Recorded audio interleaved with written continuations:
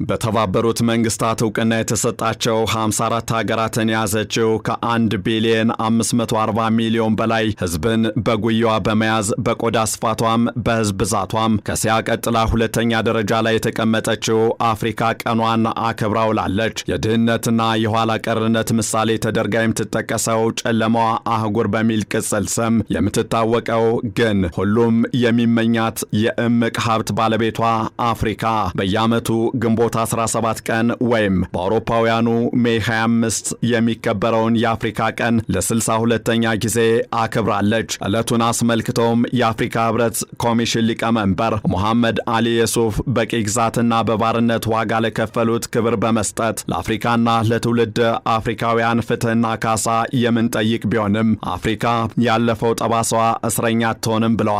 ከቅዳሜ ጀምሮ በተከበረው የአፍሪካ ቀንም ከኮሚሽኑ ሊቀመንበር ሙሐመድ አሊ የሱፍ በተጨማሪም ከሩሲያው ፕሬዝዳንት ቭላዲሚር ፑቲን እስከ ተባበሩት መንግስታት ዋና ጸሐፊ አንቶኒዮ ጉተሬዝ ዕለቱን አስመልክቶ መልእክቶችን አስተላልፈዋል። አህጉሪቱ ምንም እንኳን የአፍሪካ ህዝቦች በአንድ ጥላ ስር ከተሰባሰቡ 62 ዓመታት የተቆጠሩባት ቢሆንም በተቀመጠው ዕቅድ መሰረት ወሳኝ ግቦችን ከማሳካት አንጻር አሁንም ወደ ኋላ እንደቀረች ትገኛለች።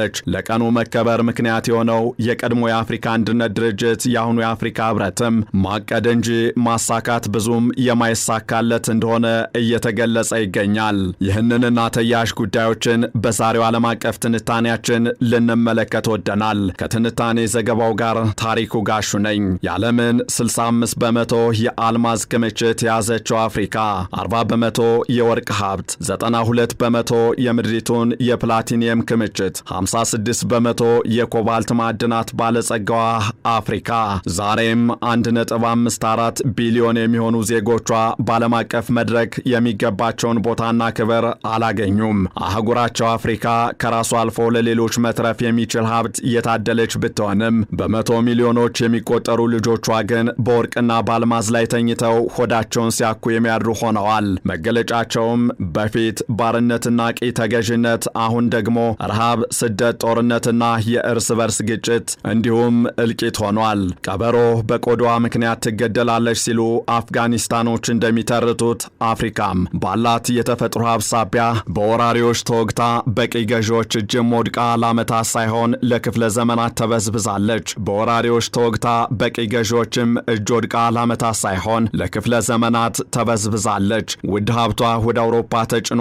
ልጆቿም ውቅያኖስ አቋርጠው በባርነት ተሽጠዋል። እናም እንዲህ አይነቱን ከሰውኛ አተያይ ያፈነገጠ ከሰብአዊነትም የተቃረነ የግዞትና የስቃይ ህይወት ለአንዴና ለመጨረሻ ጊዜ ለማስቆም ይቻል ዘንድ ነፃ የወጡት የአፍሪካ ሀገራት ዳግም የቂ ተገዢዎች ሰለባ እንዳይሆኑ፣ ቅኝ የተያዙት ደግሞ ነፃ እንዲወጡ ለማድረግ አንድ የጋራ መሰባሰቢያ ተቋም ያስፈልግ ነበር። ለዚህ ደግሞ የኢትዮጵያ የወቅቱ ንጉሠ ነገሥት ቀዳማዊ ኃይለ ሥላሴ፣ የኬንያው መሪ ጆሞ ኬንያታ፣ የጋናው የመጀመሪያ ፕሬዝዳንት ከዋሜ ንክሩማህ፣ የግብፁ ጋማል አብደል ናስር፣ ገጣሚው የባህል ተመራማሪውና የሴኔጋሉ ፖለቲከኛ ሊዮፖልድ ሴዳር ሴንግሆር የመሳሰሉት አርቆ አሳቢ መሪዎች ነፃ የወጡ የአፍሪካ ሀገራት መሪዎችን በማስተባበር ግንቦት 17 ቀን 1955 ወይም ሜይ 25 ቀን 1963 የአፍሪካ አንድነት ድርጅትን በአዲስ አበባ መሰረቱ።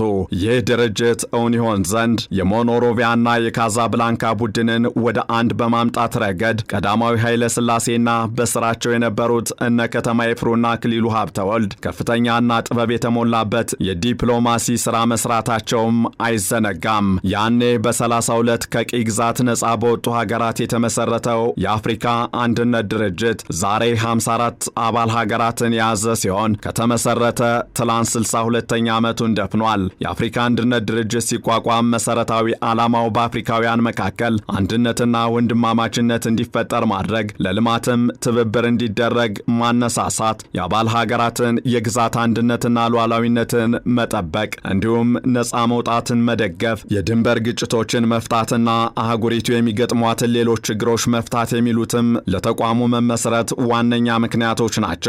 የዚህ ተቋም መሰረታዊ ዓላማ አፍሪካውያን ወደ አንድ እንዲመጡ፣ እንደ አንድ ህዝብም በጋራ በመቆም መብትና ጥቅማቸው እንዲያስከብሩ፣ በድንበር ሳይወሰኑ እርስ በርሳቸው ያለ ገደብ የንግድ ልውውጥና የምጣኔ ሀብት ትስስር እንዲፈጥሩ፣ በመካከላቸውም ጥልና ጦር ጦርነት እንዳይኖር ቢኖርም በአስቸኳይ መፍታት እንዲቻል ማድረግ መሆኑ ይነሳል። ሆኖም ለእንደዚህ አይነት ቅዱስ ዓላማዎች የተቋቋመው ያኔው የአፍሪካ አንድነት ድርጅት የአሁኑ የአፍሪካ ህብረት ግቦቹን ከ62 ዓመት በኋላም ማሳካት ያልቻለ ደካማ ተብሎ የሚወቀስ ተቋምም ሆኖ ቀጥሏል። ለዚህ ደግሞ ህብረቱ በአውሮፓውያኑ 2020 ማለትም ከ5 ዓመታት በፊት በአህጉሪቱ የመሳሪያ ድምፅን ጸጥ ለማድረግ አቅዶ የነበረ ቢሆንም ይህ ሳይሳካ ቀርቶ በ2025ም ሶማሊያ በአልሻባብ ጥቃት ትናጣለች። ኢትዮጵያ ከታጣቂዎች ጋር ትታኮሳለች።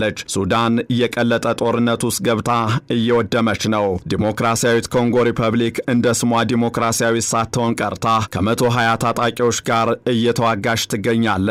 ናይጄሪያ ከቦኮ ሐራም፣ ቡርኪና ፋሶም ከአልሻባብና ከአይኤስ የሽብር ቡድኖች ጋር እየተፋጠጡ ናቸው። በዚህም በሱዳን ብቻ ከአጠቃላይ 50 ሚሊዮን ህዝብ ውስጥ 30 ሚሊዮን ህዝብ እርዳታ ፈላጊ ሆኗል። ሚሊዮኖችም በጦርነት ሳቢያ በተከሰተው አስከፊ ረሃብ ላለመሞት በጥይትም ላለመገደል ወደ ግብፅ፣ ቻድ፣ ሊቢያና ኢትዮጵያ ተሰደዋል። በአጠቃላይም በአህጉሪቱ 190 ሚሊዮን አፍሪካውያን እርዳታ የሚሹ ሲሆኑ ከነዚህ ውስጥም 46 ሚሊዮን የሚሆኑት ህፃናት መሆናቸው። በአውሮፓውያኑ 2020 የጥይት ድምፅ እንዳይሰማባት ይደረጋል የተባለችው አፍሪካ ከ5 ዓመታት በኋላም ምን ያክል የከፋ ሁኔታ ውስጥ እንደምትገኝ ጥሩ ማሳያ ነው።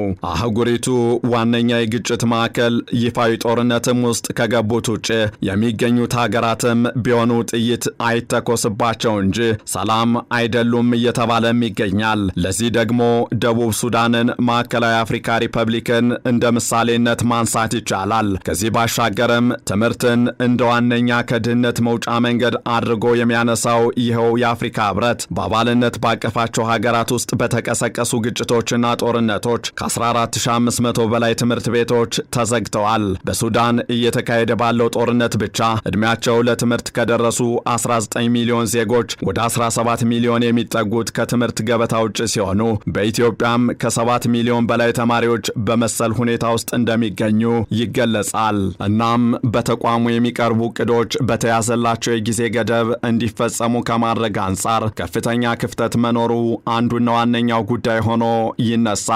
ለዚህ ደግሞ ከዚህ በፊት የአፍሪካ ህብረት ኮሚሽን ሊቀመንበር የነበሩት ሙሳ ፋኪ መሐመድ በ2024 የተናገሩትን በማስረጃነት ማንሳት ይቻላል። ሊቀመንበሩ ባለፉት 3 ዓመታት ማለትም በአውሮፓውያኑ 2021፣ 2022፣ 2023 93 በመቶ የሚሆኑት የአፍሪካ ህብረት ውሳኔዎች አልተተገበሩም ብለዋል። የወቅቱ ሊቀመንበር በአደባባይ የተናገሩት ይህ ንግግር ህብረቱ በሚያወራውና በሚተገብረው መካከል ያለውን ሰፊ ልዩነት የሚጠቁም ሲሆን ይህም ህብረቱ በ3 ዓመታት ውስጥ ካሳለፋቸው ውሳኔዎች ውስጥ ተግባራዊ ማድረግ የቻለው 7 በመቶውን ብቻ ነው ማለት ነው። በእርግጥ ከዚህ ጋር በተያያዘ የተደረጉ ጥናቶች እንደሚያመላክቱት የአፍሪካ ህብረት ካለው አጠቃላይ የ62 ዓመታት ታሪክ ውስጥ በመጀመሪያዎቹ 20 ዓመታት የተሻሉ ስራዎችን ሰርቷል። ከዚያ በኋላ ግን ሲነሳ በተጓዘበት ፍጥነት አልቀጠለም ማለት ነው። በሌላ በኩል ደግሞ ተቋሙ ካለበት ደካማ የአመራር ችግር በተጨማሪ አባል ሀገራቱ ከሚጠበቅባቸው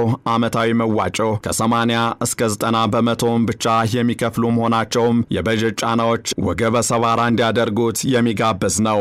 ይባስ ብሎም የህብረቱ አጠቃላይ ዓመታዊ ወጪ 61 በመቶ በአጋር አካላት ማለትም በአውሮፓ ህብረት፣ ቻይና፣ ህንድ፣ ቱርክና ደቡብ ኮሪያ በሚለግሱት ገንዘብ የሚሸፈን መሆኑ ደግሞ ተቋማዊ ነጻነቱንም ቢሆን ጥያቄ ውስጥ የሚያስገባው ጉዳይ ነው። እናም ህብረቱ አፍሪካውያን ነጻ ከወጡ በኋላ ወደ በለጠ ነጻነትና እድገት እንዲመራቸው አጀንዳ 2063ንም ያሳኩ ዘንድ የተቋቋመው የአፍሪካ ህብረት ከፋይናንስና ከጃዙር የፖለቲካ ባርነቶች በቅድሚያ ራሱ ነጻ ሊወጣ ይገባል ማለት ነው። እንዲያም ሆኖ የከበረ ማዕድናትን የታቀፈችው አፍሪካ የራሷን አንድ ለናቱ የሆነ አህጉራዊ ተቋም ማስተዳደር አለመቻሏ፣ የገንዘብ ወጪውንም መሸፈን አለመቻሏ ጥያቄን የሚያስነሳ ጉዳይ ነው። ይህንን ዓለም አቀፍ ትንታኔ ስናዘጋጅ ዘ ኮንቨርሴሽን፣ ቢቢሲ እንዲሁም ሮይተርስን በዋቢነት ተጠቅመናል።